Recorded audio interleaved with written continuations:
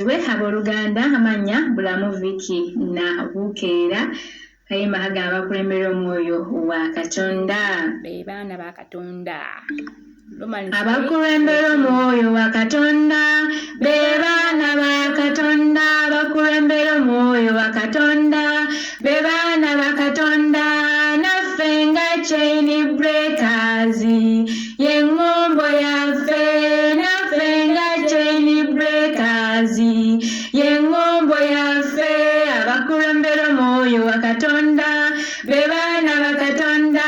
Abakulembera omwoyo wa Katonda, be baana ba Katonda. Naffe nga chain breakers, y'engombo yaffe. Naffe nga chain breakers, y'engombo yaffe. Wamabita ogamba otya, y'engombo yaffe. Wamakansime ogamba otya, y'engombo yaffe. Pastor Justice ogamba otya, y'engombo yaffe. Pastor John Hiro ogamba otya, y'engombo yaffe. Ankolani ogamba otya, y'engombo yaffe. Sister Aisha ogamba otya, y'engombo yaffe. Abakulembera omwoyo wa Katonda, be baana ba Katonda. Abakulembera omwoyo wa Katonda, be baana ba Katonda. Naffe nga chain breakers, y'engombo yaffe. Naffe nga chain breakers, y'engombo yaffe. Viti nawe ogamba otya, y'engombo yaffe. Gerard ogamba otya, y'engombo yaffe. Harriet ogamba otya, y'engombo yaffe. Peshe mukwano ogamba otya, y'engombo yaffe. Abakulembera omwoyo wa Katonda, be baana ba Katonda. Abakulembera omwoyo wa Katonda, be baana ba Katonda. Naffe nga chain breakers, y'engombo yaffe. Naffe nga chain breakers, y'engombo yaffe. Brother Charles ogamba otya, y'engombo yaffe. Sister Katrina ogamba otya, y'engombo yaffe. Brother Isaac ogamba otya, y'engombo yaffe. Mami Ruthi Higenyi ogamba otya, y'engombo yaffe. Mami Ruthi Baguma ogamba otya, y'engombo yaffe. Pastor Patrick ogamba otya, y'engombo yaffe. Abakulembera omwoyo wa Katonda, be baana ba Katonda. Abakulembera omwoyo wa Katonda, be baana ba Katonda. Wamma mwenna mugamba mutya, y'engombo yaffe. Church mugamba mutya, y'engombo yaffe. Ki mugamba mutya, y'engombo yaffe. Ffenna tuddemu abali eyo, y'engombo yaffe. Abakyala wamma mugamba mutya, y'engombo yaffe.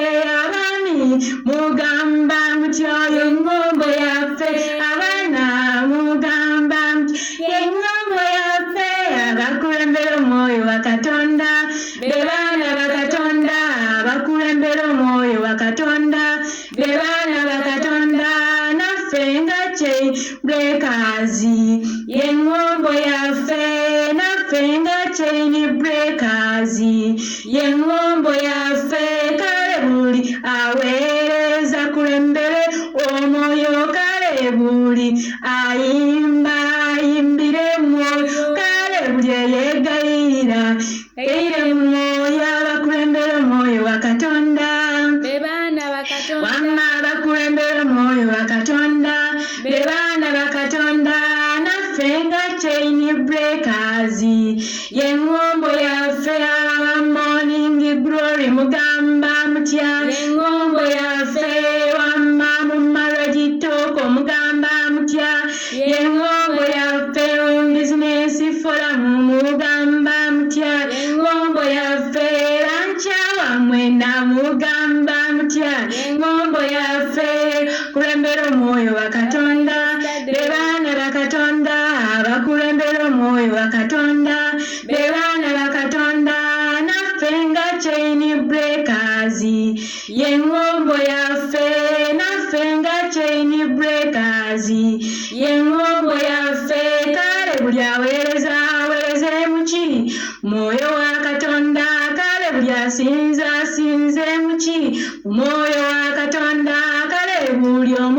akola atya mu mwoyo wa Katonda, asaba oyo asaba atya mu mwoyo wa Katonda, agaba oyo agaba atya mu mwoyo wa Katonda, abakyala mwenna mukole mutya mu mwoyo wa Katonda, afumbirwa kulembera nyoyo omwoyo wa Katonda, noonya omukyala okola otya mwoyo wa Katonda,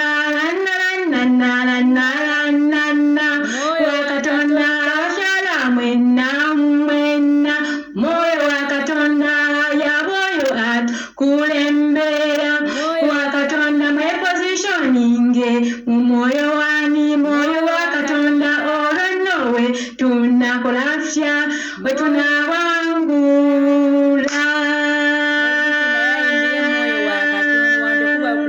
Kuno twetaaga okuteekerayo ddala ddiipa mwoyo wa Katonda, akamage mwoyo wa Katonda. Kati ne Vicky alina okwongeramu nnyo the ddiipa okwewaayo mu mwoyo wa Katonda. Ayogera nze kennyini zagamba kuba kage mwoyo wa Katonda olina kubanga weewerayo ddala ne weerabira n'ebikuliraanye kitegeera. So Bayibuli egamba Lumi 8:14 tebakulembera omwoyo wa Katonda be baana ba Katonda. Ethimu ya Chain Breakers, so tubeere nga twewayo okuba nga tuweereza mwoyo wa Katonda. Buli kyokola kyonna kiweereze mwoyo. Vicky ng'akola vidiyo tukolere mwoyo, nga tuweereza mu mwoyo n'okusanyuka mwoyo. Kale Mukama mpenye ddala omukisa, amadde akayimba ne kanzijira naye Mukama tumudize ekitiibwa n'amatendo. Biiti yo mwejajjugumira bwekityo bwe tutambula naye Mukama mpenye ddala omukisa. Abatuuliza mwenna ku programu ez'enjawulo, ku mikutu egy'enjawulo, ku YouTube, ku Facebook, mwenna abatuuliza ddala omukisa Mukama Katonda. Mwenna tubaagala nnyo aba Chain Breakers. Kyokka ate n'obuweereza obulala bwonna n'obw'omusumba wange Musumba Gerard Elisha wa Prayer Time Group, ffenna mu mwoyo wa Katonda. Jessica n'akayimba kazidde wano naffe tujasa Mukama Katonda ate atuwe aka Prayer Time Online Ministry. Byonna birungi maaso gaani ga Mukama, ffenna tuyimbire mu ki mu mwoyo wa Katonda.